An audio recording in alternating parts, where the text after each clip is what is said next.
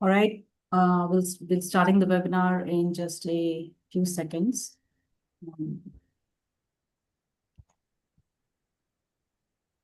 Right. Hello, everyone, and welcome to this webinar series, the first in the series of TrialX Space Health webinar, where we will be exploring technological advances, shaping space health, and cutting-edge research aimed at astronaut well-being in space. Today, we are discussing how imaging in space is rewriting remote diagnostics. As more and more commercial space flights are taking off and more civilians are heading into space now, we are starting to see the limitations of Earth-dependent imaging, given how microgravity changes our bodies, how communication delays is making real-time radiologist guidance almost impossible, and bandwidth limits slow down data transfer. And also the fact that crews actually don't have specialist training most of the time. All of this is pushing us to move beyond portable devices towards imaging systems that can work autonomously, fully on their own in space. So today we'll be taking a look at what it really takes for imaging to work in places like with high-risk environments and zero connectivity, and how these same capabilities can improve remote and decentralized care back here on Earth. I'll quickly introduce our speakers on the panel today. We have Abigail Watson, Advanced Informatics Consultant at TrialX with 20 years of experience across hospitals, federal labs, and aerospace medicine, including work with the FAA Office of Aerospace Medicine. We have Syed Gufran Ahmed, Solutions Architect for Space EHR Systems, specializing in AI, LLMs, and cloud-native automation for spaceflight participant health systems. And we have Vadat Jan, Medical Informatics Engineer, developing real-time clinical data and device integration systems for spaceflight with AI.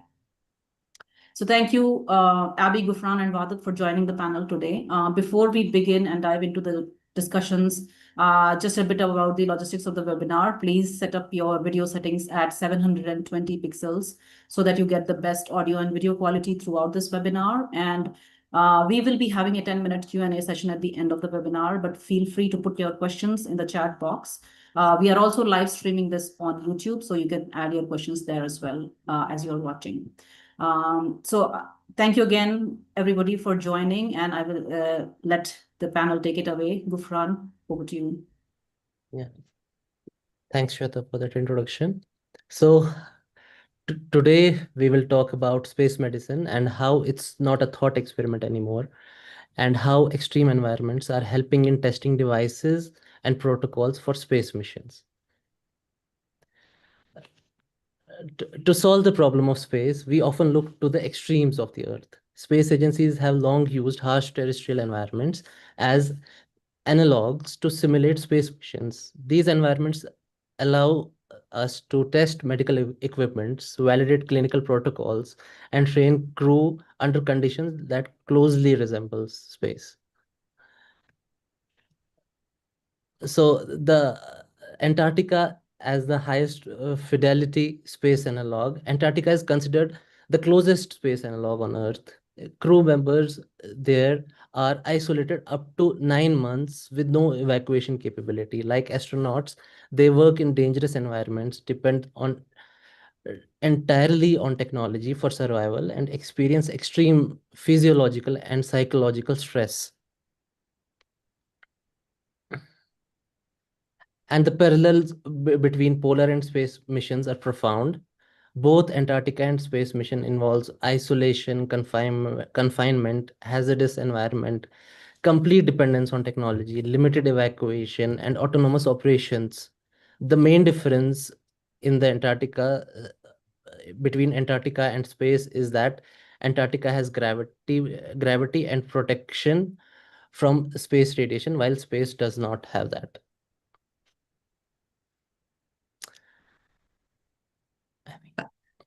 Thank you, Gufran, for that introduction. So when thinking about missions at McMurdo Base and other areas at in the Antarctic, the thing to keep in mind is that every kilogram that is of equipment that is transported there is costly. It's costly in terms of coordination, logistics, fuel, effort, and most people don't know it, but the costs to get equipment to Antarctica average between $20 and $100 per kilogram when it's airlifted by plane or by helicopter. And it gets even worse when sending equipment into orbit. Traditionally, in the Apollo era, cost of equipment into orbit averaged $14,000 per kilogram. The shuttle era was even more at nearly 18,000. And although recent efforts by SpaceX with reusable rockets is lowering that cost down to just under $3,000 per kilogram, the cost to send heavy equipment like MRI scanners and CT scanners is still going to be in the millions of dollars per equipment. And so a great care needs to be thought about which equipment is going to be sent to which mission. Next slide, please. Now, traditionally in a hospital setting, you have two departments that are responsible for the bulk of diagnostic testing, and that's usually laboratory and radiology. Laboratory has a number of modalities which are fairly portable, then can kind of be put into an EMT kit or something. You have portable hematology kits or maybe point of care testing, portable lab microscopes and molecular diagnostic equipment. That kind of stuff can be transported relatively easy. The bigger stuff like a blood bank or anatomic pathology center, they're going to have like refrigeration cabinets and morgue tables and stuff. And we're not going to see that kind of equipment get into space missions for quite some time. Now then, on the radiology side, it's a similar issue. Big equipment like MRI and CT scanners are going to be prohibitively difficult to get into orbit in general and on space missions due to a number of factors. The mass, they also have power constraints. They draw heavy amounts of power. The MRI scanners create a magnetic field around them that's difficult. And the CT scanners, a lot of people don't realize it, but they actually have a moving part in it that spins. And so that's going to create rotational wobble in your rocket or your space station.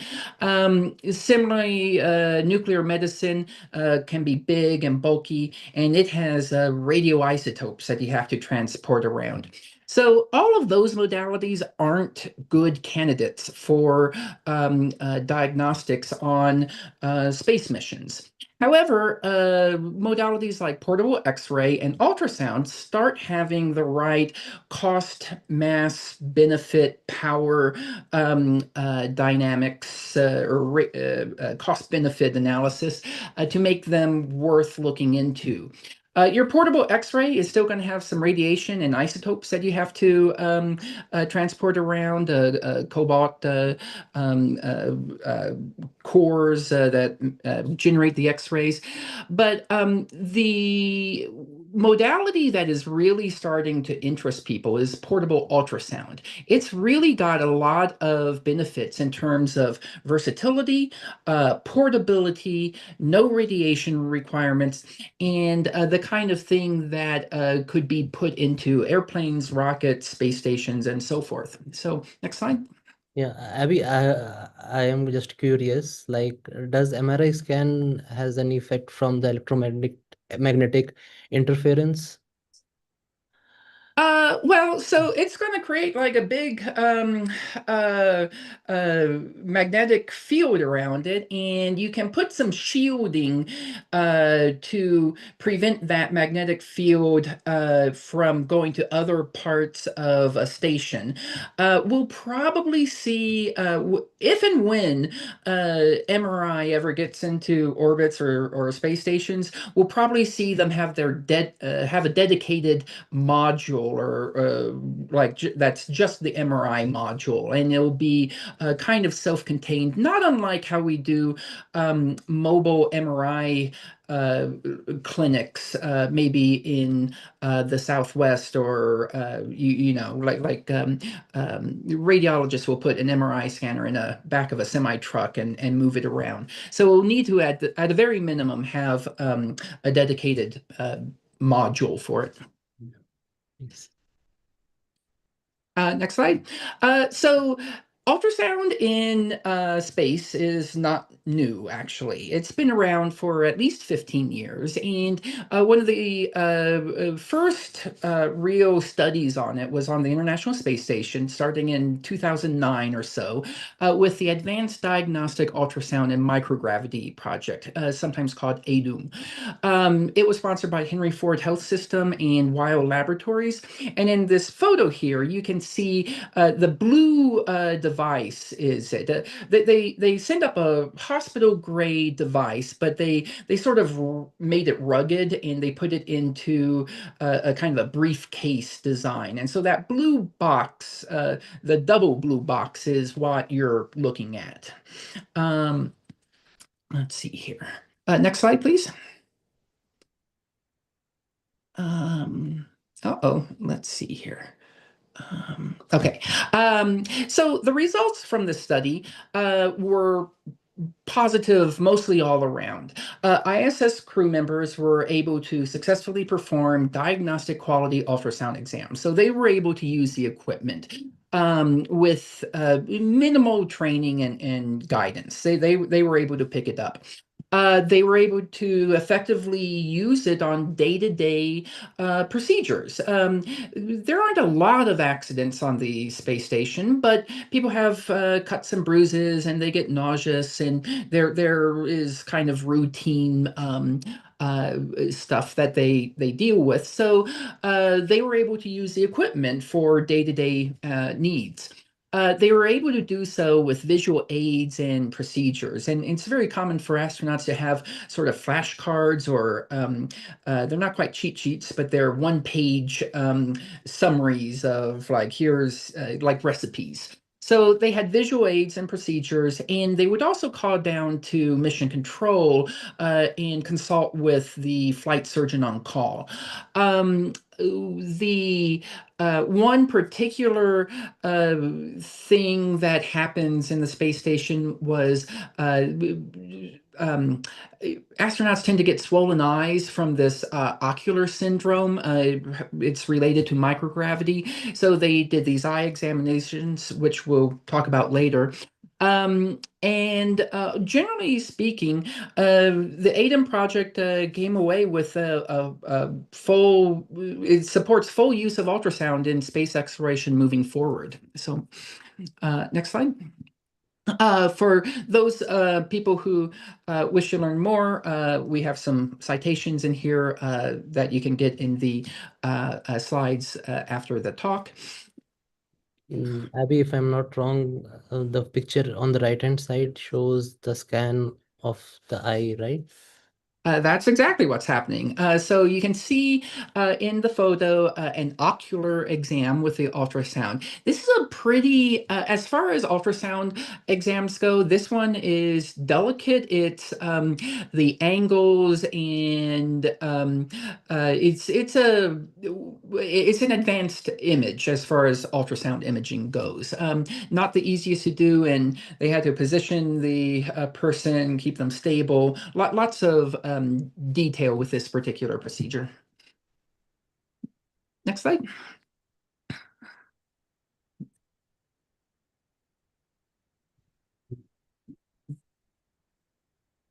Increasing global quality of life is also an area of research for Dr. Scott Dolchowski. chief of surgery at Henry Ford Hospital in Detroit. Dr. Dolchovsky's team developed just-in-time training for astronauts to use portable ultrasound on orbit. That training has translated to treatment in underdeveloped areas of the world. This is a wonderful tool to enable a very minimally trained individual to provide some really critical medical information in a really time-sensitive manner. And I guess it's not a big step to start thinking about how do we provide medical care in somewhere like Brazil, where we're in right now, where you got really difficult problems that you're not going to get a doctor to. In 3 years of research, Dr. Dolchovsky's team has diagnosed and treated more than 40,000 patients in underserved countries with portable ultrasound. What is the worth of going into an underserved area and telling a mom, you know, this pregnancy that you have, if you have this child where you are right now, you'll die, as would the child. But with these really simple, very cost-effective things, and that we learn and develop, I can tell her, start walking 4 days to a higher level of care, and you'll be fine. And that's worth something. That same line of study uncovered conditions that could be diagnosed through portable ultrasound rather than through traditional techniques, including collapsed lungs and broken bones. We do worry about a lot of health conditions. Got a list over 500 of them. And we started to think that maybe 2/3 of those, we could get some information with ultrasound. But that had never been done before. Spinal ultrasounds are currently being used aboard ISS to study how the body is affected in microgravity and how that might translate to treatments on Earth. Thinking very broadly beyond just being explorers in that and fulfilling that. The Earth benefits, the spin-offs, have been enormous.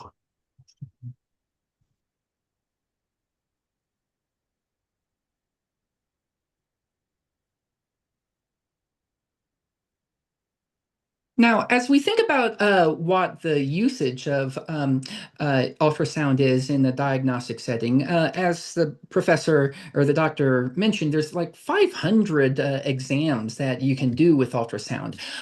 By frequencies, one of the largest categories is going to be OBGYN and sexual health.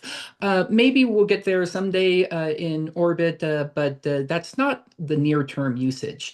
Near-term, we're going to see a lot more emergency medicine usage.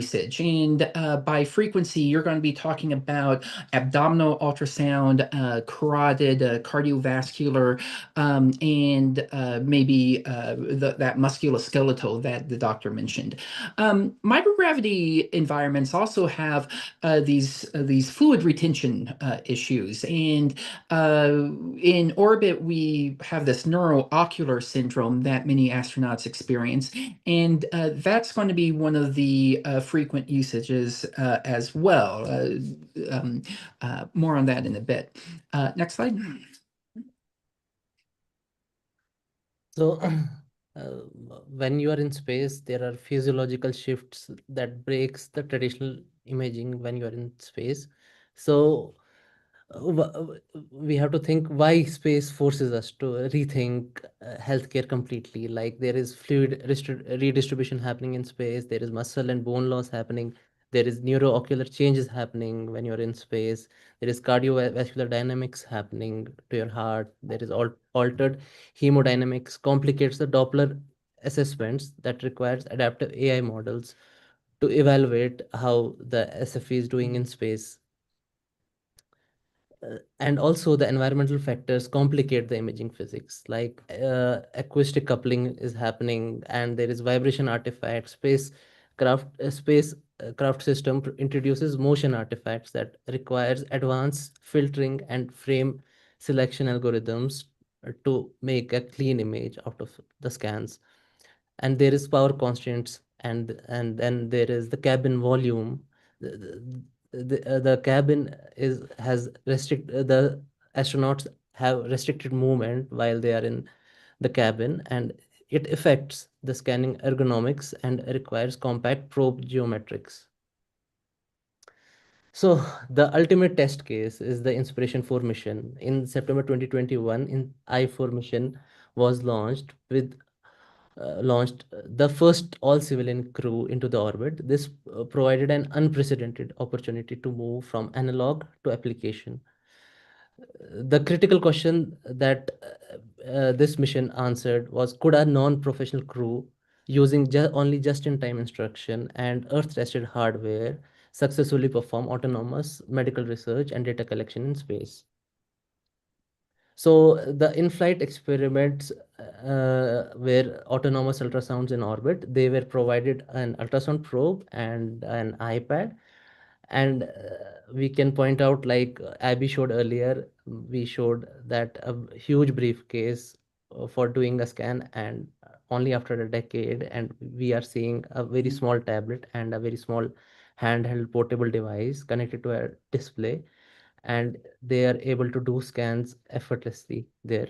So the crew were provided preloaded just-in-time instruction manuals on a tablet, and there were no real-time guidance from the earth.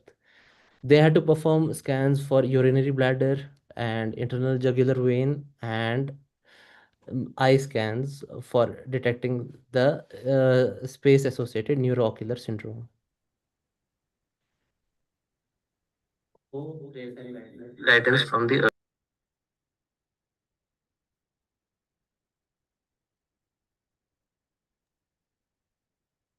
Thanks, Gufran.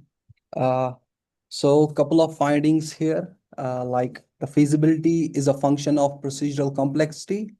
So up to this point, everything what have been shown sets up one uncomfortable truth, and that is autonomy in medicine is not binary, it's conditional.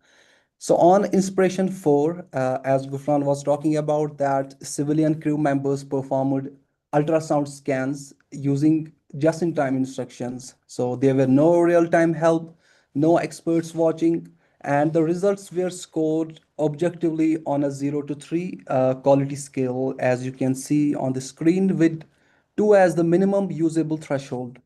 So what basically worked here, bladder scans, jugular vein scans, and the both cleared the usability bar comfortably. And what didn't work is the ocular imaging, and it failed to meet the threshold. This matters here because it tells us that autonomy breaks first at the procedural complexity, not at the crew motivation or the hardware quality. So this takeaway is this, like simple to moderate procedures are already deployable today, and complex procedures demand either specialized operators or machine guidance. Next slide. There was another finding, like no early signs of jugular vein thrombosis, and like one of the biggest red flags from the long duration ISS missions has been abnormal jugular vein flow, which includes stasis, reversal, and thrombosis. And this is not a minor issue. This is a deep space showstopper if it happens early. So Inspiration 4 gave us a clean experiment here, like there were zero signs of abnormal jugular flow, there were no reversal or no thrombosis. This tells us something critical here, like these pathological changes are likely time dependent, not inevitable. So they appear over weeks, not days. Next slide. So before moving on, I want to ground all of this into something concrete. So we'll be showing a demo. And in this demo, we are using the same butterfly ultrasound probe that flew on the Inspiration 4 mission. And this is not a lab prototype and not a new hardware, it's flight-proven equipment. Like during Inspiration 4, the crew followed the just-in-time instructions to perform vascular imaging. We have already tested this butterfly probe on an iPad, which mirrors the tablet-based setup used in the orbit. What we are showing today goes one step further, the same probe and workflow running on a Windows machine. So can you play?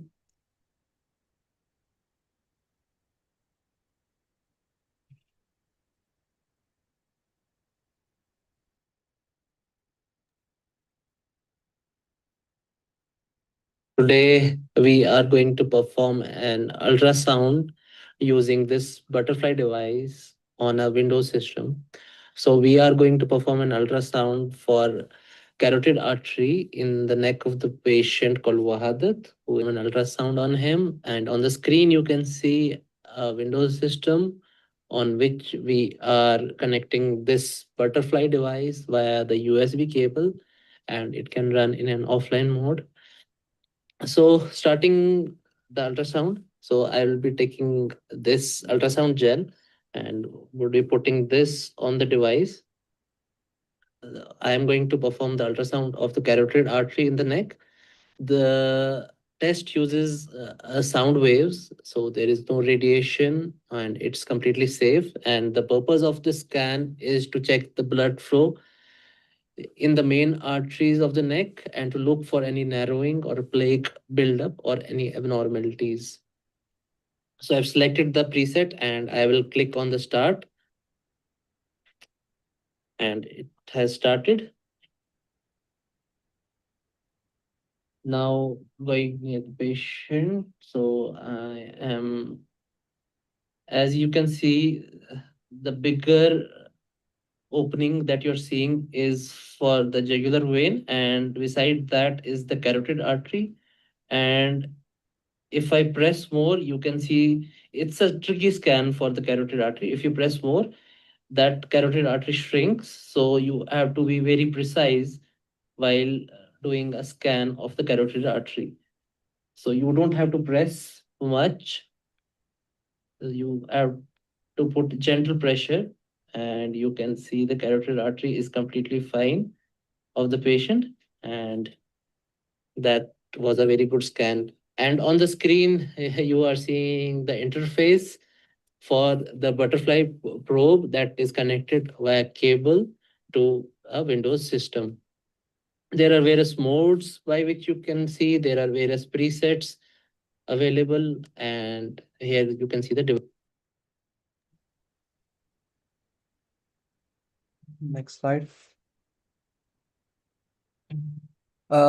Operational constraints make Earth-dependent workflows impossible. Now, let's talk about why our current health workflow simply don't survive outside low orbit. Let's talk about the latency here. If we talk about at Mars distance, a one-way signal can take up to 22 minutes. Uh, So real-time guidance is fantasy here. We can talk about the bandwidth. We cannot stream raw DICOM files or high frame rate studies from deep space. So the radiation can damage the sensors, the electronics fail, and software must correct itself. And let's talk about the crew variability here. Astronauts are basically, they can be engineers, pilots, or scientists, so they are not sonographers. So if we put this all together and the conclusion is unavoidable, like any diagnostic system that depends on Earth fails by design, and portability alone is not enough. Connectivity alone is not enough. Next slide. So space medicine is a template for global remote care. This is where the conversation stops about being astronauts.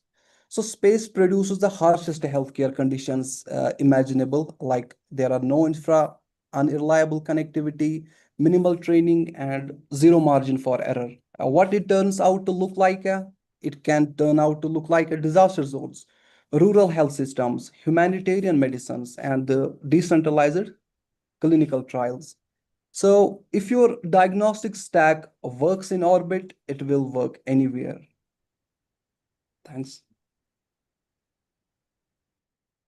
So for this next section of our presentation, we're going to be talking about some of the data networking of getting from the image to the medical record. Traditionally, we've used a protocol in radiology called DICOM, which is known for digital imaging and communications in medicine. But the future of where this technology is going is likely to be with a technology called FHIR, Fast Healthcare Interoperability Resources. And the best way to explain this is FHIR is essentially a web protocol. So it's the same thing that web browsers use every day.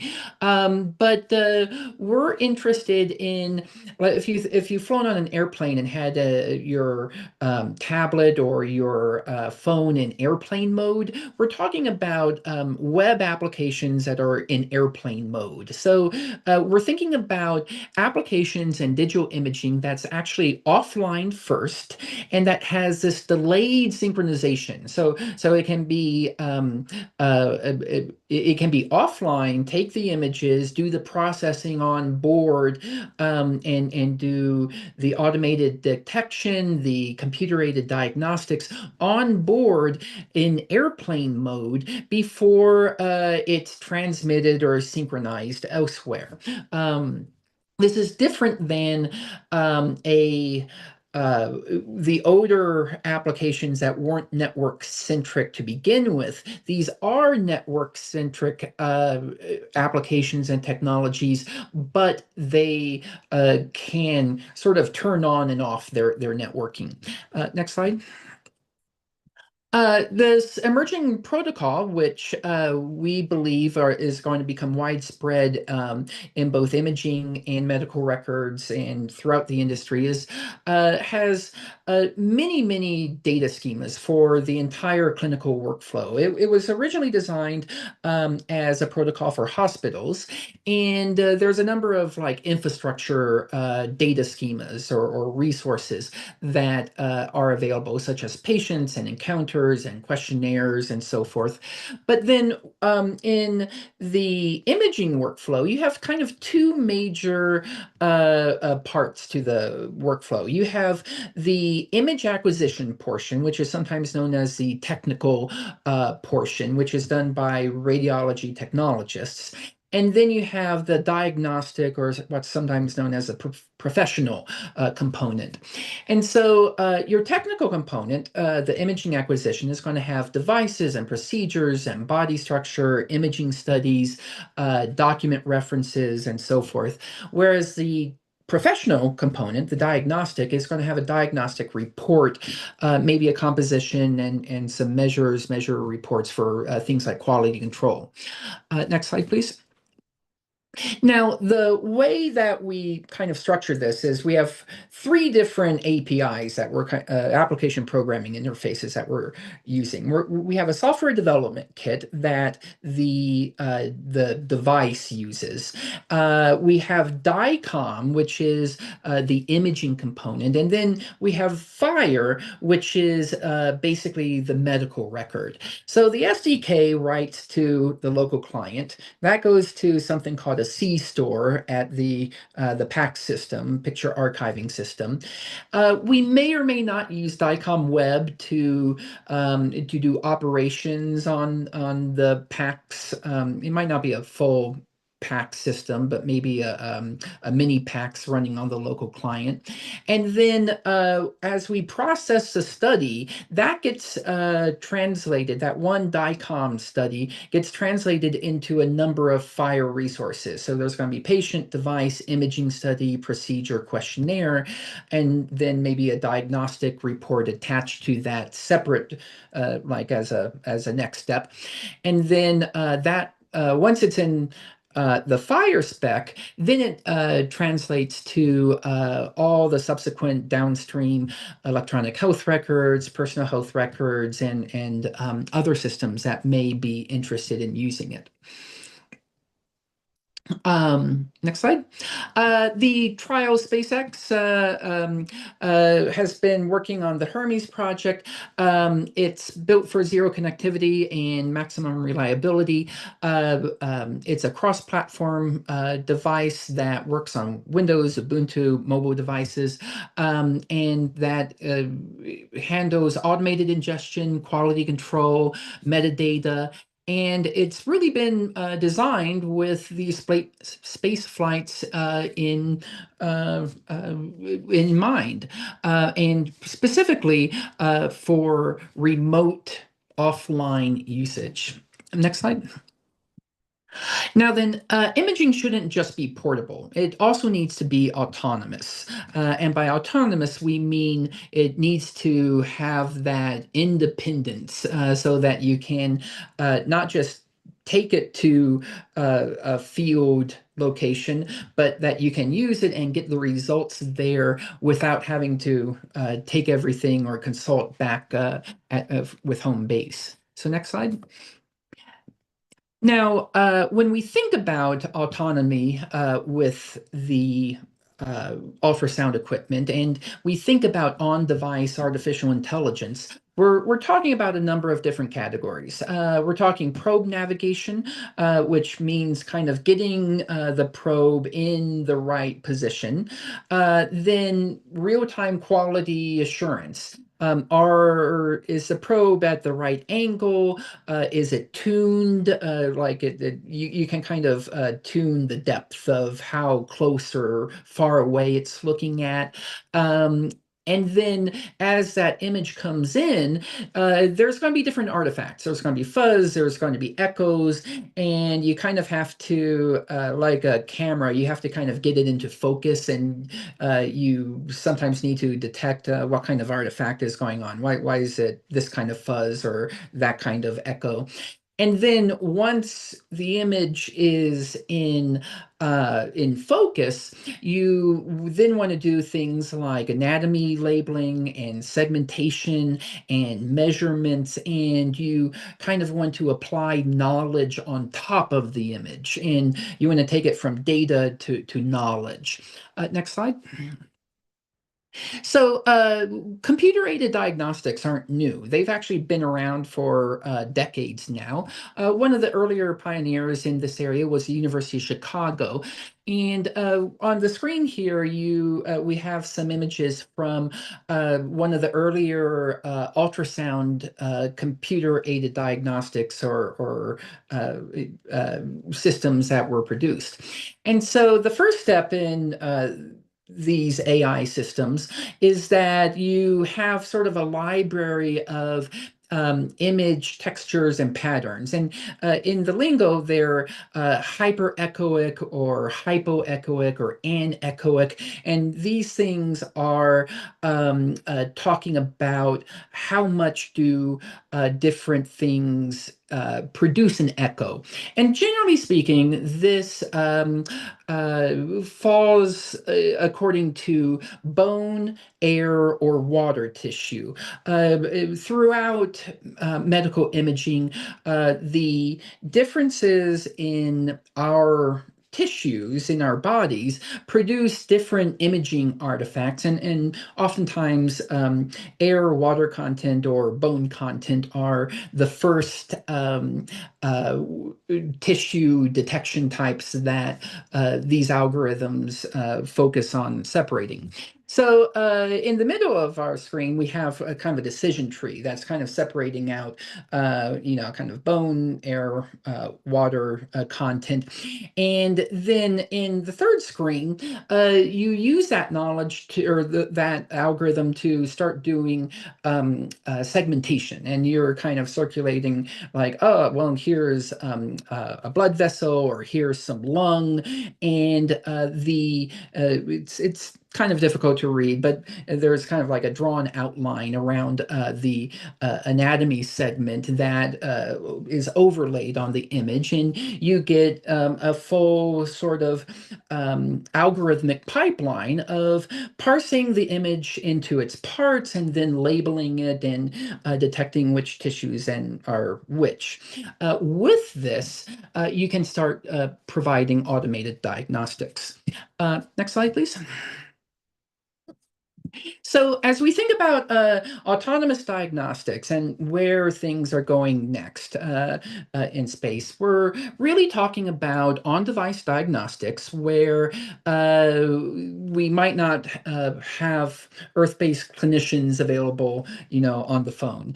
We're also talking about multimodal models, such that they combine ultrasound, spectroscopy, sensors with the large language models that everyone's talking about. And then finally, context-aware diagnoses. So the AI adjusted to the mission constraints and using the medical records. So maybe the device actually knows that it's in a microgravity environment, and that all of the diagnostics needs to take into account that there's going to be different types of fluid retention in the body. So the future of AI and ultrasound, we believe, is going to include all of these components. And yeah, next slide. So we're wrapping up. We've gone a little faster than our dry runs, but that gives us time for Q&A at the end. But for the call to actions here, so ultrasound represents one of the best mixes of weight, portability, cost, diagnostic function. It's been in use in microgravity environments for 15 years, and it has a proven track record for usability by motivated crew. It's got teleradiology flows for when communication lags are short, but it's also got possibilities for computer-aided diagnostics for the longer duration missions. Next slide. Traditionally, images have been stored and transferred with the DICOM standard, but we see emerging patterns with FHIR and fast healthcare interoperability resources. We're going to see a lot more AI integration with these new protocols. And generally speaking, if I were to give a call to action or a takeaway from this message, it would be that EMT kits that are installed in aerospace vehicles, rockets, spaceships, but also here on Earth, like on yachts or on missions to Antarctica, they're ready for portable ultrasound to be added. Portable ultrasound is a cost-effective and useful piece of equipment that people should be giving thought to including in those EMT kits that will be traveling with expedition explorers to remote locations, be they Antarctica or the jungles of Brazil or the deserts of the American Southwest. Next slide. So we want to thank everybody for attending this webinar. Please reach out, follow us on LinkedIn and Reddit. We'll be opening the floor up to questions in just a bit. We will be having additional webinars come Q1 of next year. We're exploring the possibility of an HO7 aerospace medicine work group, which we encourage people to reach out and talk with us about. For more information on the Hermes project and joining or getting involved with Hermes itself, reach out to info@trialx.com. One more slide. Next slide. Quick acknowledgments to NASA, Baylor University, and the Translational Research Institute for Space Health, TRISH, that funded much of the Hermes project. Also to MITRE and the CMS Alliance for Modernizing Healthcare and the Center for Advanced Aviation Systems Development and HO7 for their support in developing the HO7 Aerospace Medicine Implementation Guide. Also a big thank you to Butterfly, which provided the ultrasound equipment. And at that point, I'm going to open it up to questions and Yeah. thank you so much. Thank you. Thanks, Abby, Gufran, and Wahadat. Quite an interesting discussion and presentation. Thank you for sharing all that information. We have a couple of questions showing up. I'll start reading out that for you guys. The first one says, are the data captured with the equipment in space shared immediately after with Earth, like within hours, or does it get transmitted after the space trip is over and people and hardware are back on Earth?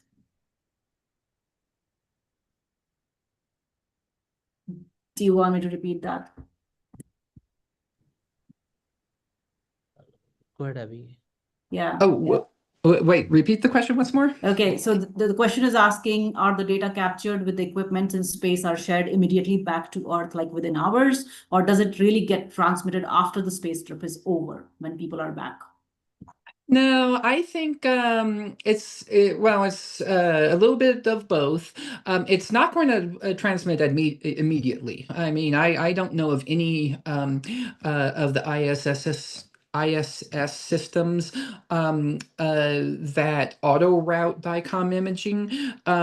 What I believe is the state of the art, or what my understanding is that it stores locally, and then if there's an emergency and they need to do a teleconsult, they have to basically open up the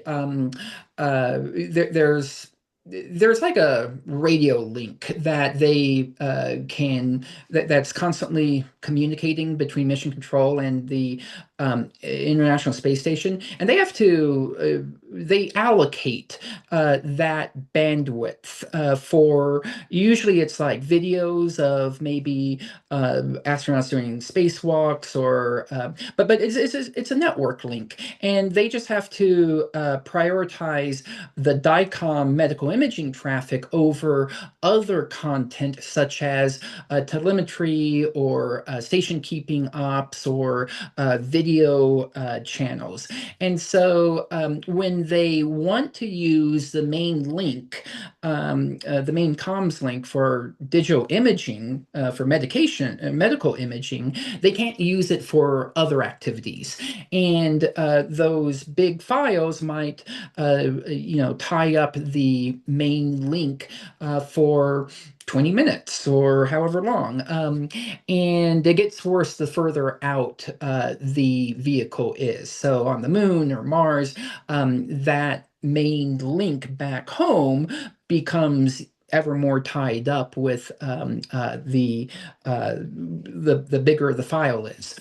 Now then, once they come back home via personal health record or maybe a vehicle flight recorder or EHR to EHR sync up, then they could also do like end of mission dump of all the things that happened during the during the mission. So the answer is really both, but it's just not going to be an automatic relay. I don't think that's in the cards in most any situation. All right, thank you, Abby. Next question is asking, I'm curious about some other modalities, example, electrocardiogram, where there's also small, lightweight equipment and a good bit of automated and even AI diagnostics. Have those been considered in space for spacewalk? To my knowledge, so ECGs have been around since the earliest days. They are, there was, if you look at the diagrams of the Apollo Mission Control Center, there was a dedicated surgeon console that was completely dedicated to monitoring ECG monitoring. Now then, that's very voluminous. People like, because it's real time, and if you just leave the monitor on like 24/7, that data can really grow.